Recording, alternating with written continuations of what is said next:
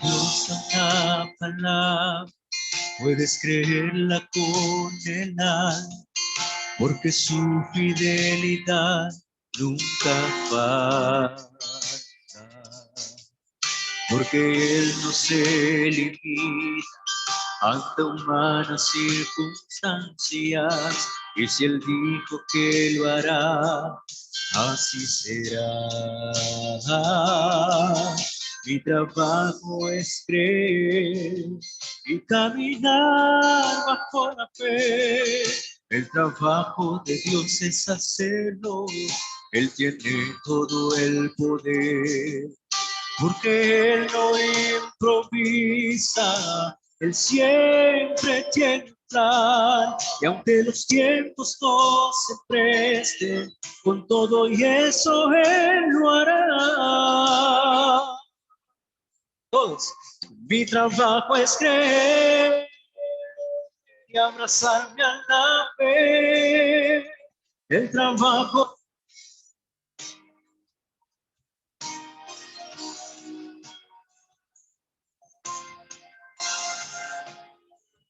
En lo duro de la circunstancia, el trabajo de Dios es abrir las puertas y romper murallas. Mi trabajo es creer.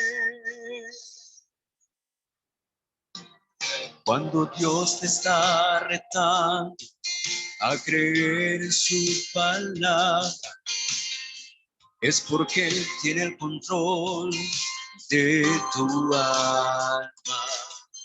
Porque Él conoce todo lo que viene en el mañana. Y si Él dijo que lo hará, así será. Mi trabajo es creer y caminar bajo la fe. El trabajo de Dios es hacerlo. Él tiene todo el poder, porque Él no improvisa.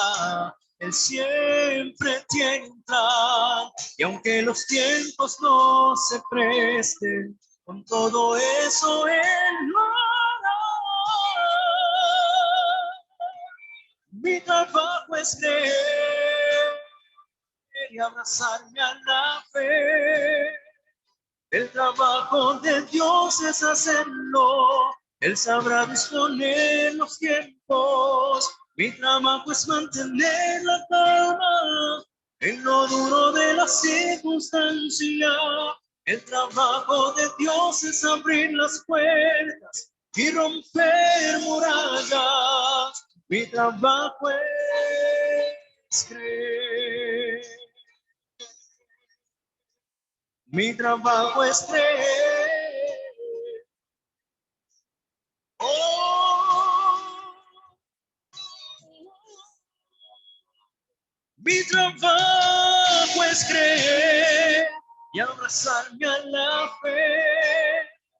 El trabajo de Dios es hacerlo. Él sabrá disponer los tiempos. Mi trabajo es mantener la calma en lo duro de la circunstancia. El trabajo de Dios es abrir las puertas y romper murallas. Mi trabajo es creer. Mi trabajo es creer.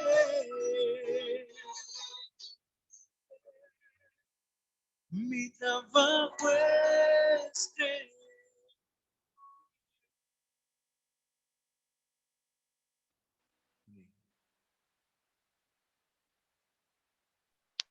Amén, le damos las gracias ahí a Emerson por esa hermosa canción que el día de ayer la pedimos, cuando en este caso estaba Rodolfo Vázquez con nosotros, ahí Mi trabajo es creer.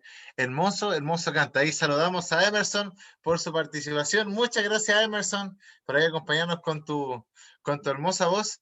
Y ya que ha pasado el tiempo, comenzamos un poquito tarde en nuestro GPS, pero ya estamos en el tema central Ya estamos listos para escuchar la palabra de Dios. Si queremos invitar a nuestro pastor Juan Millanao, ahí que nos está acompañando. ¿Cómo está, pastor? Un gusto de saludarlos a ti, Jaime, y a todos los que están conectados en este momento. Bueno, ahí saludamos. El pastor Juan Millanao fue profesor mío ahí en la Universidad Adventista. Ahí de vez en cuando también hace clases. Ahí lo conozco muy bien. Como dijo Ignacio Leal por ahí, es un crack ahí.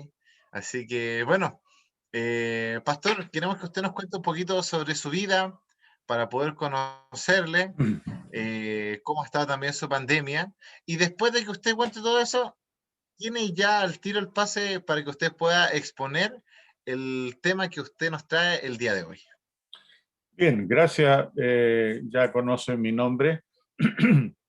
Soy casado con la señora Elsa Torrejón Gallegos, ya por 45 años. Tenemos 2 hijos, Karina, que está casada con un profesor nuestro que da clase en Brasil, en la UNASPI, y Pablo, que es profesor de tiempo completo acá en la Facultad de Teología también. Así que tengo un nieto de Karina de 14 años y de Pablo, el hijo, tengo 2 nietas, una de 6, una de 2 y medio y otra pequeñita que van a nacer ahora en estos días. Son 3 mujercitas ahí de parte de mi hijo, ¿ya? Así que eso es en apretada síntesis. Ya tengo 43 años de servicio en la iglesia y tengo 3 años ya jubilado. Y me han pedido que haga clase para suplir algunas situaciones que se han presentado. Y me mantengo activo predicando, participando de estas reuniones como la de ustedes, como también predicando para iglesias locales y escribiendo, investigando. Así que gracias por la invitación y quiero decirles que, bueno, los organizadores me asignaron el tema la lluvia tardía y el fuerte pregón, y yo voy a comenzar con ese tema y voy a dar una aplicación en general a los eventos proféticos últimos que están fraguándose ante nuestra vista en este momento. Cuando pensamos nosotros en la lluvia tardía y el fuerte pregón, el texto, el locus clásico, el lugar clásico para mirar este evento final está en Apocalipsis 18, del 1 al 4. Vamos a usar extensamente nuestra Biblia en esta tarde. Y este es un texto que yo creo que muchos de ustedes conocen bien. Apocalipsis 18, verso 1 al 4. Dice, después de esto, vi a otro ángel descender del cielo con gran poder, y la tierra fue alumbrada con su gloria. ¿Qué es la gloria de Dios? No es otra cosa que el carácter de Dios. Este es el fuerte pregón en el poder del Espíritu Santo. Se da al mundo una clara proclamación de lo que Dios es.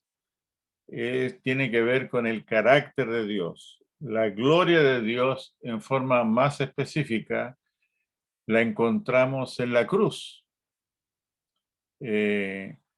Nosotros cuando pensamos en el término gloria, pensamos en una marcha, en un ejército, en deslumbrante fulgor, qué sé yo, tenemos imágenes de lo que es gloria. La gloria de Dios en la Biblia es la cruz de nuestro Señor. Algo tan horrendo, tan lleno de sangre, violencia y brutalidad, pero esa fue la victoria del cielo contra el pecado, ¿ya? Y nosotros tenemos naturalmente, más que la primera venida en la cruz, tenemos al Señor en su segunda venida, ¿no es cierto?, en gloria y majestad. Y de eso nos concentramos en estos eventos finales. Dice luego, y clamó con voz potente diciendo, ha caído la gran Babilonia, y se ha hecho habitación de demonios y guarida de todo espíritu inmundo, y albergue de toda ave inmunda y aborrecible. Porque todas las naciones han bebido del vino del furor de su fornicación, y los reyes de la tierra han fornicado con ella, y los mercaderes de la tierra se han enriquecido de la potencia de sus deleites. Y oí otra voz del cielo que decía, salid de ella, pueblo mío, para que no seáis partícipes de sus pecados, ni recibáis parte de sus plagas. Noten ustedes que las plagas en Apocalipsis están en el capítulo 15, y aquí en el capítulo 18 se está anunciando que estas plagas están para caer. No hay aquí una narración cronológica en lo que estamos leyendo, pero sí lo que nos concentra es el tema que me fue asignado, que cuando hablamos de la lluvia tardía, el descenso poderoso del Espíritu Santo, y hablamos del fuerte pregón, tenemos que pensar entonces en Apocalipsis 18, lo que he leído. Ahora, cuando uno lee Apocalipsis, siempre uno debe hacerse la pregunta, ¿de dónde vienen estas imágenes? Por ejemplo, recién en el capítulo 14 aparece Babilonia. En los 13 capítulos anteriores no se había registrado este término. Recién en el 14 aparece Babilonia. ¿Ya? Y el mensaje de los tres ángeles con su contenido, que no es otra cosa que el Evangelio, buenas nuevas. Pero aquí en este fuerte pregón hay una invitación final a salir de Babilonia. Ahora, una cosa es salir físicamente de Babilonia, ¿no es cierto? Y otra cosa es sacar a Babilonia de nuestro corazón. Esto segundo es mucho más complejo, ¿no es cierto? Y requiere, como en todas las cosas, la gracia del Señor, que nos habilite para que Babilonia, con su ideología, con su idolatría y con su potencia, salga de nuestro corazón. ¿Ya? Entonces nos preguntamos de dónde vienen estas imágenes. Y estas imágenes, ¿no es cierto?, vienen de Joel capítulo 2.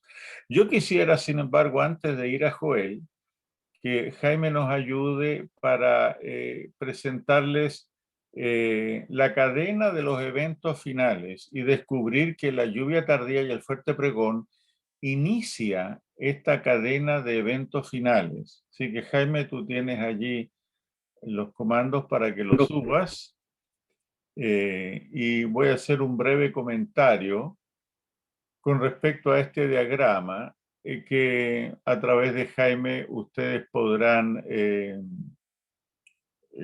digamos, recibir. Aquellos que lo pidan para un futuro estudio podrán recibirlo, ¿ya? No hay ningún problema. Bien, ahí está el diagrama. Gracias, Jaime. Noten ustedes que lo vamos a aclarar un poquito, Jaime, para poder leerlo.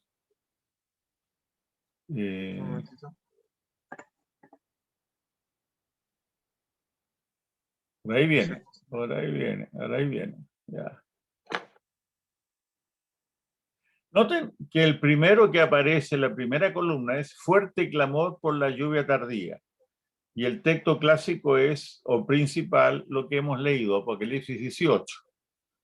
Hay referencias en los escritos del Espíritu de Profecía. Por ejemplo, el último que dice CS es conflicto de los siglos.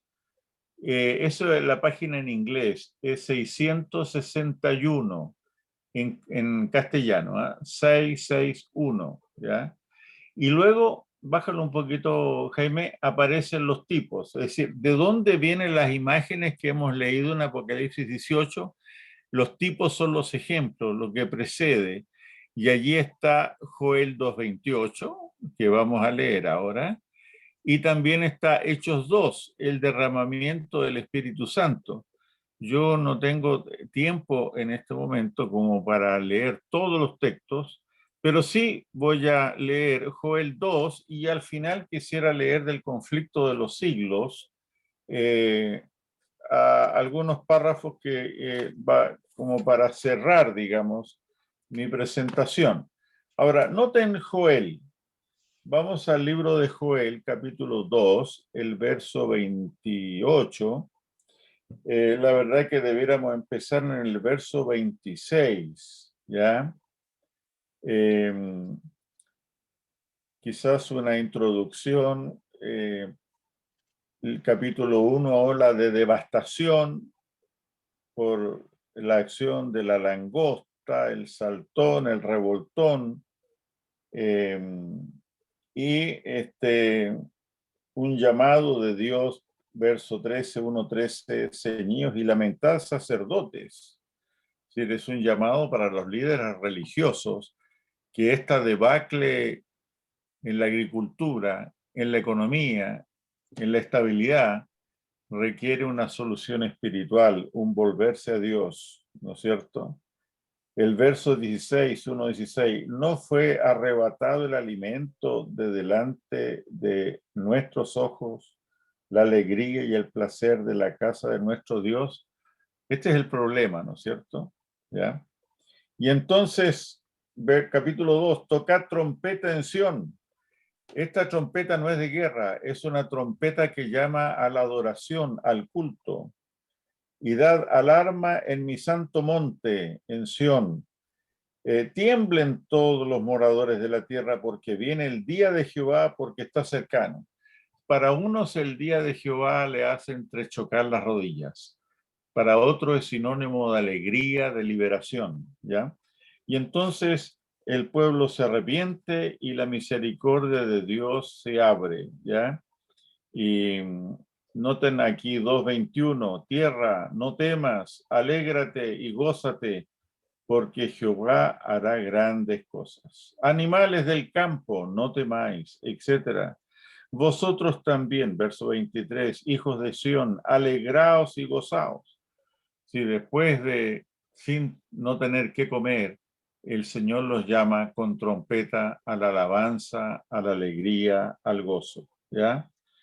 Y verso 25, 2:25, yo restituiré los años que comió la oruga, el saltón, el revoltón y la langosta, mi gran ejército que envié contra vosotros. Noten que este debacle de la agricultura no fue un fenómeno natural, sino que fue una acción de Dios, ¿ya? Escuchaba a Eileen recién cuidadosamente, y ahí las pruebas nunca carecen de propósito. Las aflicciones que podamos experimentar siempre tienen un propósito y lo vamos a ver en un momento más, ¿eh?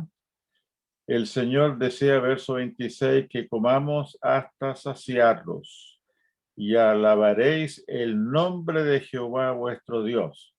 Entonces el Señor dice algo muy interesante en 2:26.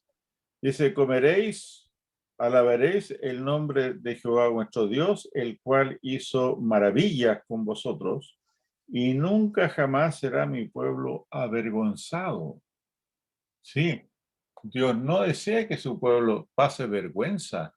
La vergüenza se entiende cuando es un espectáculo pobre ante los no creyentes que damos en nuestra incredulidad y pecado. Y el Señor viene, nos disciplina, nos restaura luego del arrepentimiento y dice, yo no quiero que mi pueblo sea avergonzado. Y lo repite en el verso 27, y mi pueblo nunca jamás será avergonzado. ¿Para qué el Señor nos bendice y nos restituye? Dice aquí entonces, verso 28, después de esto, derramaré mi espíritu sobre toda carne y profetizarán vuestros hijos y vuestras hijas, vuestros ancianos soñarán sueños y vuestros jóvenes verán visiones. En el ejército de Dios, los ancianos nunca se jubilan, ¿ya? y el Señor quiere dar su Santo Espíritu. Esta es la lluvia tardía, ¿ya es cierto? La que nos prepara para un fuerte pregón, para un fuerte clamor, ¿ya? Y entonces dice en el verso 29, y también sobre los siervos y sobre las siervas derramaré mi espíritu en aquellos días. ¿Y para qué el Señor da el Espíritu Santo? Para proclamar el Evangelio. Y noten, ya leímos en Apocalipsis 18 que hay un mensaje bien claro, ¿no es cierto? Hay que anunciar que ha caído Babilonia y hay que salir de Babilonia. Son mensajes muy claros que deben ser dados, ¿no es cierto? Que el capítulo de conflicto de los siglos, página 661, el capítulo se llama El mensaje final de Dios. Es un mensaje de Dios a través de su remanente. Y entonces, cuando el pueblo de Dios sale a predicar, en la forma que ya lo vamos a definir, Dios va a respaldar esa predicación. Dios da su espíritu no para poner a los santos en una vitrina. Dios da su Espíritu Santo para que prediquemos su palabra, ¿ya? Lo que está haciendo este grupo pequeño. Y el Señor, cuando ve que su pueblo se levanta por el Espíritu, arrepentido, y recibe el Espíritu, lo levanta para predicar. Y Él va a respaldar esta predicación en la tierra con lo que dice el verso 30. Daré prodigios en el cielo y en la tierra, sangre y fuego y columnas de humo. Sí, las potencias de los cielos serán conmovidas para respaldar la predicación de su pueblo. Dice, el sol se convertirá en tinieblas y la luna en sangre antes que venga el día grande y espantoso de Jehová. Depende en qué vereda estás tú para que sea un día grande o sea un día espantoso, ¿no es cierto? Entonces, cuando el pueblo se arrepiente, recibe el Espíritu Santo y predica, y el Señor respalda esa predicación, entonces los poderes del mal, como siempre hacen, reaccionan. Por eso que dice el verso 32, y todo aquel que invocar el nombre de Jehová será salvo. La verdad es que en el original dice más bien será liberado, liberado porque habrá persecución. Toda vez que el pueblo de Dios se levanta a predicar en el poder del Espíritu Santo, habrá persecución, ¿ya? Pero el Señor dice, todo aquel que invocar el nombre de Jehová será liberado, porque en el monte de Sión y en Jerusalén habrá salvación, ¿ya? Aquí están las ideas básicas, los ejemplos que luego Apocalipsis va a tomar para definirnos claramente que el monte de Sión, ahora en la era cristiana, no es otra cosa que la iglesia de Cristo. El monte de Sión, vamos a decir, era la iglesia del Antiguo Testamento, pero ahora los cristianos están reunidos en la iglesia, y allí entonces hay salvación, liberación, porque en el monte de Sión y en Jerusalén habrá salvación, como ha dicho Jehová, entre el remanente el cual él habrá llamado. Noten ustedes que no hay universalismo acá, sino que esta salvación es ofrecida y será eficaz en un remanente fiel. Y entonces, en este contexto de arrepentimiento, el descenso del Espíritu Santo, la predicación y la persecución y la oferta de liberación y salvación, se produce entonces lo que llamamos el Armagedón. Y eso está del capítulo 3 en adelante. Todo lo que viene a continuación entonces nos habla de cómo el Señor va a hacer descender al valle de Josafat y allí entrará en juicio con ellas. 3:2, a causa de mi pueblo. ¿Por qué Dios reúne a las naciones perseguidoras? Las reúne a causa de mi pueblo. Aquí no hay una reunión de un foro económico. esta es una reunión con intención religiosa espiritual. Bien, entonces, gracias Jaime, podemos sacar ya el slide, ¿no es cierto? Y ahora les quiero hacer un par de preguntas o comentarios. No sé cuál fue la idea de génesis de esta semana en este grupo pequeño de los eventos del fin, pero evidentemente hay un gran prurito en el mundo por conocer el futuro.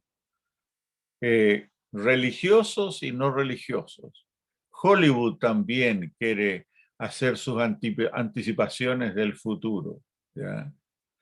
Pero me concentro en ustedes, gente cristiana como Aileen,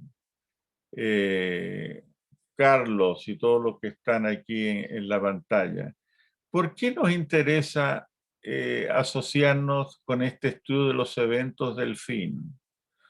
Algunos, lo que yo he visto en mi experiencia, quieren estudiar esto porque quieren estructurar una agenda del tiempo del fin. Es decir, tener claro el flujo de los acontecimientos, saber especialmente cuál es el primero, que es este al cual estamos aludiendo, el fuerte clamor, y entonces cuando empiece a ocurrir el fuerte clamor, aquellos que han sido tibios, negligentes o indolentes con su fe, pueden ir corriendo a la iglesia, rebautizarse, arrepentirse y asunto arreglado. Si alguno ha tenido la idea de estructurar una agenda del tiempo del fin, le sugiero humildemente que reestudie seriamente esa actitud. También he visto que a algunos les gustan estos temas con un interés apologético, es decir, tener munición para disparar a otros cuerpos religiosos. No recomiendo tampoco esa actitud, ese interés. También hay algunos que permanentemente les gusta estar en una gimnasia mental profética, ¿ya? No sé, piensan que, bueno, tienen un interés académico, un interés por conocer, y eso es completamente insuficiente, es necesario pero insuficiente, ¿ya? Ustedes están viendo una y otra vez, y en lo que leí de Joel, que luego de la crisis que provocan las plagas, o sea, el saltón, el revoltón, todo lo demás que dice ahí, el pueblo se arrepiente y eso es lo que Dios busca. Es decir, lo que Dios le interesa con todos estos libros proféticos es profundizar nuestra vida espiritual.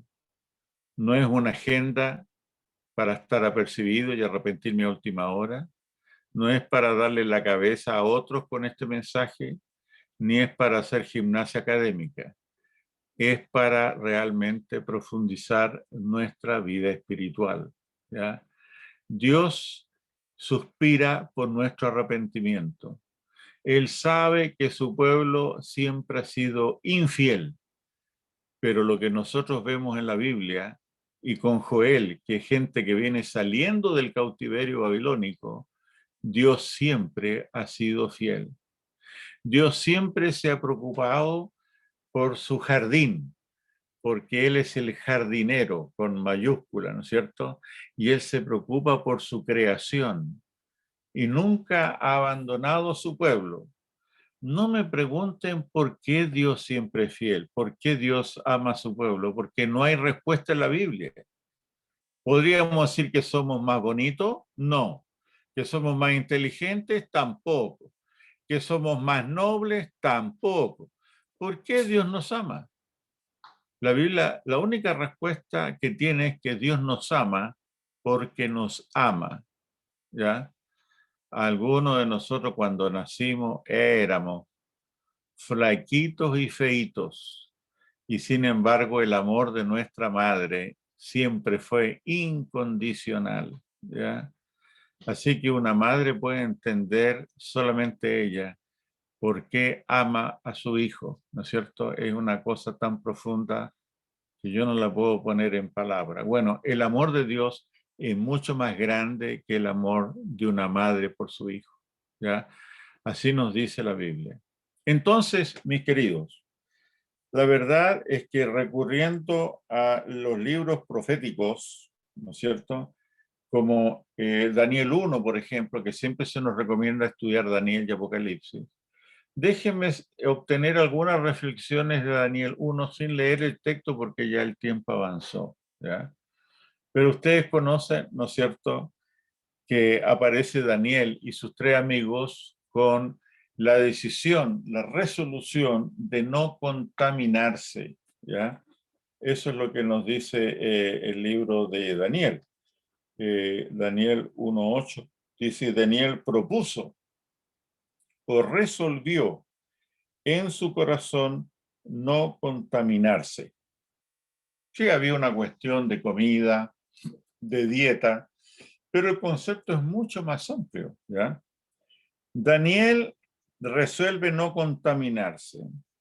¿Es esa nuestra lección? O quizás otros podrían pretender estar activos políticamente de manera de ganar el control de las instituciones de la sociedad, porque hay muchos jóvenes que piensan que ese es el camino para llegar al bienestar y a la felicidad, controlar las instituciones de la sociedad, ¿ya?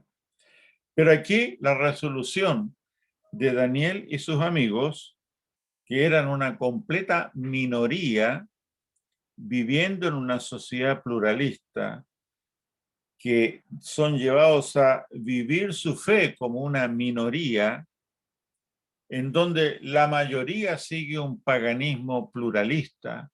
Su decisión no fue, en este caso, tener control del imperio o llegar a tener el control del imperio, sino tener credibilidad. Ese era su objetivo espiritual. ¿Cómo nosotros hacemos en este tiempo, en el 2021? ¿Cómo hacemos al cristianismo creíble a una sociedad que no desea nada, que no tiene ni un interés por la fe de nuestros padres? ¿Eh? Parece una tarea imposible, ¿ya? ¿Qué nos enseña Daniel? Daniel nos enseña a ser fieles entre los infieles, ¿ya? Nos enseña a vivir nuestras convicciones con una valentía no contaminada o una valentía santa. No estamos hablando de ser temerario, estamos hablando de no contaminarse, de ser santos, ¿no es cierto?, en un ambiente difícil. Permítame una experiencia personal, una experiencia en relación al sábado, para guardar el sábado. Yo decidí guardar el sábado en mi último año de la enseñanza media, allá en el año 1970. Van a decir, seguramente, ¿no es cierto? Algunos no habían ni nacido. Jaime no tenía idea de ese mundo en 1970, ¿eh? Y todo lo que están aquí yo creo les pasa igual, ¿ya? Por más que se dejen barba, no hay caso. Para el año 70 no existían ustedes, ¿ya? Entonces yo quise, influido por mis abuelos que eran adventistas allá en Loncoche, que donaron el terreno para que se construyera la iglesia donde está actualmente la iglesia de Loncoche. Yo ahí en ese lugar conocí la iglesia, pero cuando estaba en último año de la media decidí guardar el sábado. Y resulta que pusieron ese año un examen, el de biología, que a mí me gustaba mucho, el día sábado. Y el profesor que yo tenía era un diácono católico que andaba con un vestón marengo y una cruz aquí en la solapa. Bien identificado. Él era católico practicante, pero también era profesor de biología. Y yo no fui a dar el examen, me fui a mi iglesia de la Cisterna, donde está ahora el metro del paradero 25 de la Gran Avenida. Y entonces, no les digo que yo no andaba preocupado, yo tenía preocupación. Y el lunes llegué al liceo y me fui a donde mi profesor de biología qué podíamos hacer. Y para acortar el discurso, el profesor, ¿sabe lo que me dijo? Y lo tengo anotado. ¿Sabe lo que me dijo? Me hubieras decepcionado si venías el sábado a dar el examen. Yo ahí entendí la importancia del testimonio. Hubiera decepcionado a mi profesor. Acto seguido, él me llevó a una oficina, me hizo el examen y cerró el libro porque me dijo, te estoy esperando a ti para cerrar el libro y poner todas las notas. Bueno, yo salí en el aire ese día, ¿no es cierto? Agradecido al Señor. Tenía más o menos 17 años, una fe juvenil, una fe así, a nivel de 17 años, porque si tú tienes 17, el Señor no te va a pedir que tengas la fe de uno como yo de 68, ¿no es cierto? Él te va a demandar o va a evaluarte por tu fe de 17. Bueno, 5 años después, cuando yo andaba dando estudios después de graduado, allá en el 75 andaba dando estudios por Santiago, llegué a una casa de una señorita que se preparaba para el bautismo estudiando la Biblia y me dijo que ella me conocía de nombre. ¿Así? ¿Por qué? Porque yo estudio en el mismo liceo donde usted terminó su media. En verdad. Sí, me dijo, yo también pedí el sábado. ¿Y sabe lo que me dijo el rector? Aquí hubo un muchacho unos años atrás que también guardaba el sábado y en base a él te vamos a dar el sábado a ti también. Oiga, yo ahí ya, uno no entiende los caminos del Señor, ¿ya? Pero así es, ¿no es cierto? Todo el tiempo les quiero decir, mis amigos jóvenes, somos tentados a perseverar o no en nuestras convicciones y dedicación. Y hay múltiples presiones, muchas presiones, ¿no? Están los jefes, las finanzas, competidores, amigos, parientes y nuestros propios deseos de éxito. Y esto hay que encararlo. Por eso que la Biblia nos habla de riesgos y razones y recompensas de la santidad. Quiero decirle que Daniel y sus amigos nos enseñan que hay riesgo en la santidad. ¿Y cuáles son? Riesgo me refiero por ese deseo de no contaminarse, ¿eh? ¿Cuáles son algunos de esos riesgos? Noten ustedes que Daniel venía de una familia estructurada, de una familia de nobles, y ahora están cautivos en Babilonia. Les cambió la vida, ¿ya? No están en su tierra, están en otra cultura y son siervos, ¿no? Era lógico que ellos pensaban, ¿qué futuro podemos tener aquí? No estamos en nuestra tierra, estamos desterrados, somos esclavos, lo que sea, ¿no es cierto? ¿Para qué Dios los trajo? Porque el rey los quiso reclutar a estos jóvenes universitarios y los puso en su universidad. ¿Para qué? Para que administrara a los esclavos hebreos. Para eso el Señor los había traído, ¿ya? Entonces, recuerden ustedes que este era un imperio más o menos cruel, había que mantener la cabeza agachada, ¿no es cierto? Y eso para mantener tu cabeza en los hombros, ¿no es cierto? Así que el futuro, la vida estaba en riesgo. Y en ese contexto él resolvió no contaminarse. Estaba leyendo sobre un senador de los Estados Unidos que todavía está vivo, el senador McCain, ¿ya? El senador McCain es un reconocido héroe de guerra. Él no fue muy brillante en su estudio en la academia de West Point, pero igual él tenía deseo de servir a su país y se presentó entonces como piloto de la Marina, ¿ya? Y luego de 23 excursiones en su avión fue derribado, ¿ya? Al caer su avión, él salió muy lastimado porque se quebró las 2 piernas y un brazo.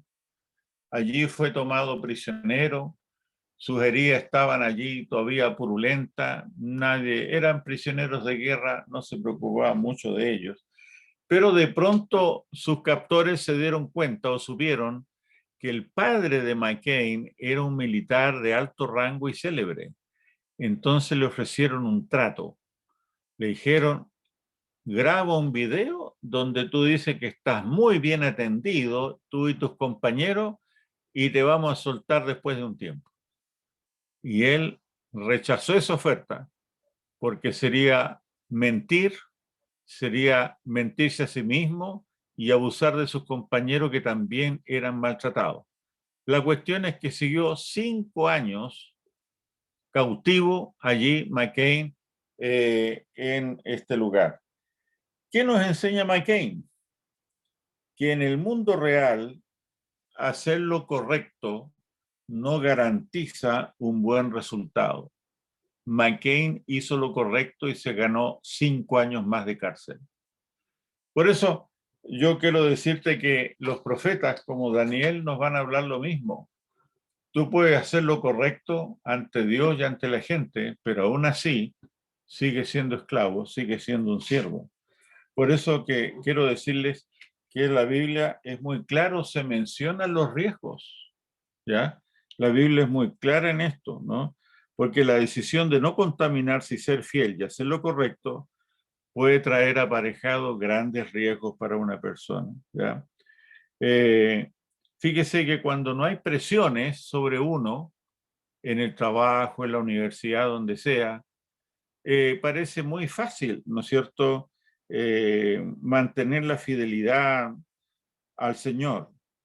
Pero la santidad es un asunto riesgoso y si no lo sabemos, entonces no podremos encararlo, ¿ya? Bueno, el Señor precisamente nos da estas batallas y estas pruebas, como las tuvo Ailín, que nos contaba, precisamente para prepararnos para las batallas que siguen adelante. Voy a tener que ya hacer, Jaime, como Esteban, ir acortando mi discurso, pero si ustedes leen Daniel del capítulo 1 al 5, van a ver que Daniel pasa de una aventura a otra, y la aventura A lo prepara para la B, y la B para la C. Ahí ustedes ven Nabucodonosor caprichoso, mató a todos los sabios que no le interpretaron el sueño, los mató. Y Daniel también estaba en la lista, pero el Señor lo salvó. Ahí tenemos entonces a los jóvenes en el horno de fuego.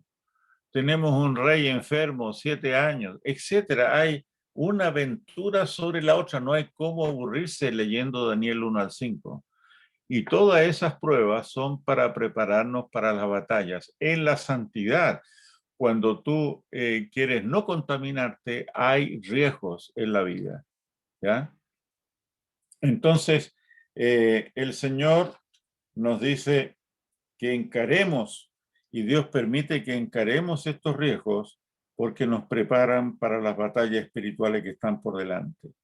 Yo quisiera decirles, mis hermanos queridos, que cuando enfrentamos pruebas o problemas, nuestra tendencia es preguntarnos por qué Dios nos abandonó en tales dificultades. Señor, ¿por qué no me escuchas? ¿Por qué me abandonaste?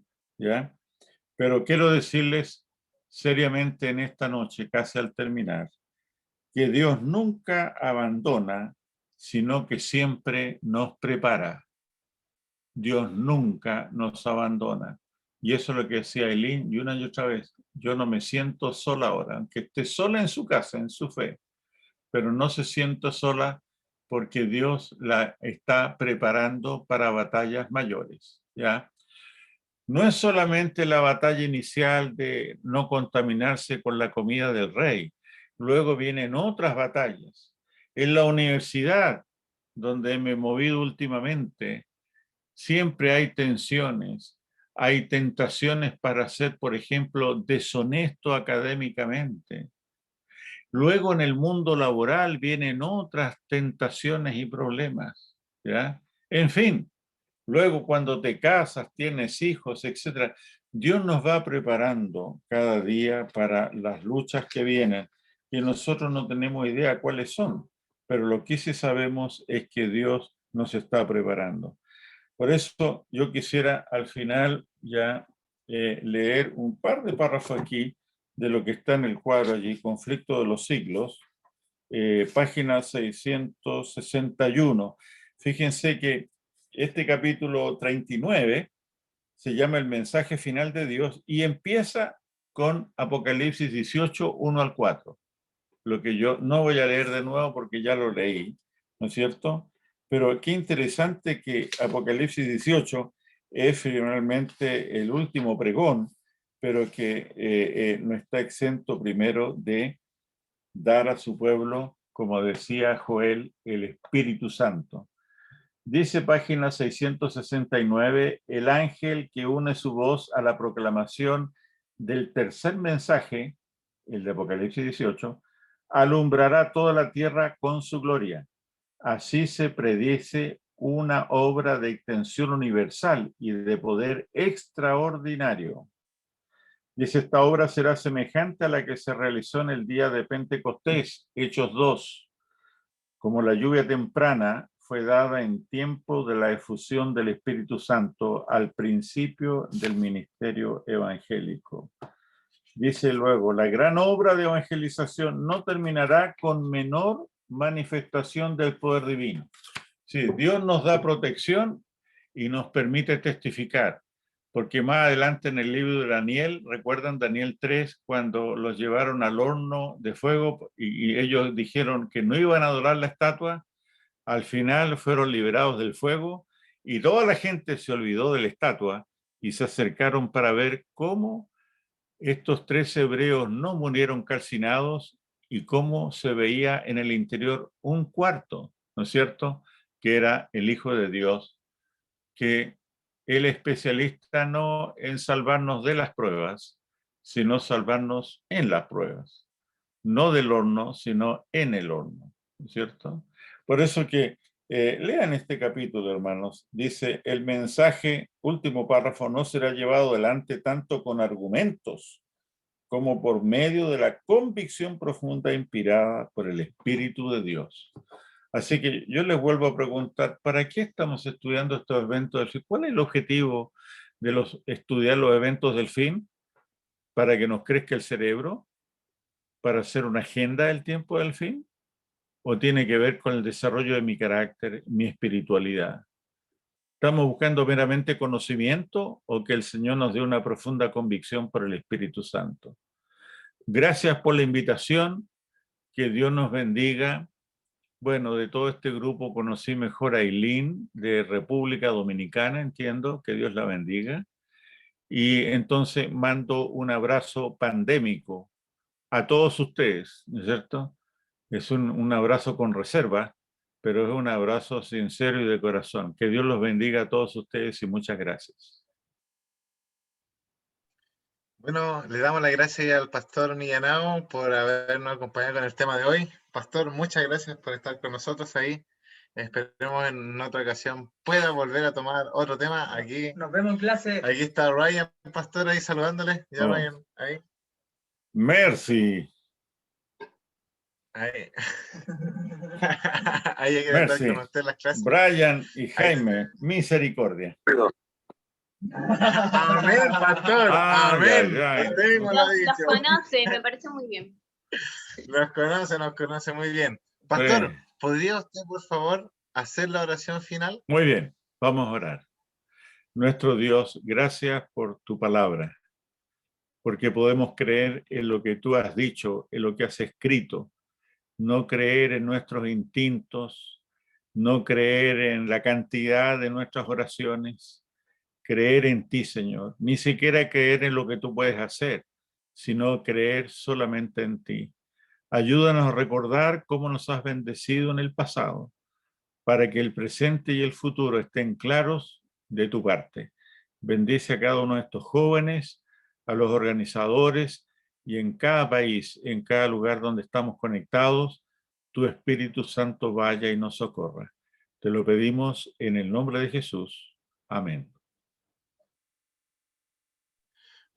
Bueno, ahí pueden prender sus micrófonos, chiquillos, para agradecer al pastor Juan Millanao por este tema y los saludamos. Pastor, muchas gracias igual por estar con nosotros y también a cada uno de ustedes que estuvo con nosotros. Ahí, Gracias, pastor, esperemos que no se vaya. Ahí que queremos sacar una fotito, pero vamos ahora a cortar. Y